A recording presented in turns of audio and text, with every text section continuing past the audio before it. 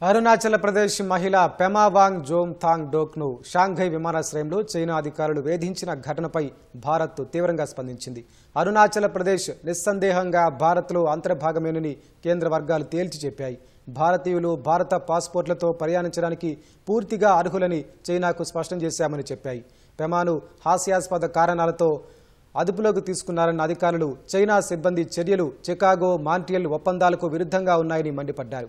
ఈ నెల 21న అరుణాచల్ ప్రదేశ్కు చెందిన పెమా వాంగ్ జోమ్ థాంగ్ డోక్ లండన్ నుంచి జపాన్ వెళ్లే విమానం ఎక్కారు. అయితే ట్రాన్సిట్ హాల్ట్ కోసం అది షాంఘైలో దిగింది. అక్కడ తన పాస్పోర్ట్లో అరుణాచల్ రాష్ట్రం అని ఉండటాన్ని చూసి ఇమిగ్రేషన్ అధికారులు అది చెల్లదని ప్రకటించారని ఆమె ఆరోపించారు. అరుణాచల్ తమ దేశంలో భాగమని పట్టుబట్టారని, తనను తీవ్రంగా ఎగతాళి చేశారని తెలిపారు. గంటల పాటు తనను ట్రాన్సిట్ ఏరియాకే పరిమితం చేశారని, ఆహారం కూడా కొనేందుకు నిరాకరించారన్నారు. షాంఘైలోని భారత దౌత్య కార్యాలయాన్ని సంప్రదించిన తరువాతే సహాయం అందిందని పేర్కొన్నారు. దీనిపై ప్రధాని మోదీకి, ఇతర అధికారులకు లేఖ రాశానన్న ఆమె భారత సార్వభౌమత్వాన్ని, అరుణాచల్ ప్రదేశ్ ప్రజలను అవమానించారని పేర్కొన్నారు.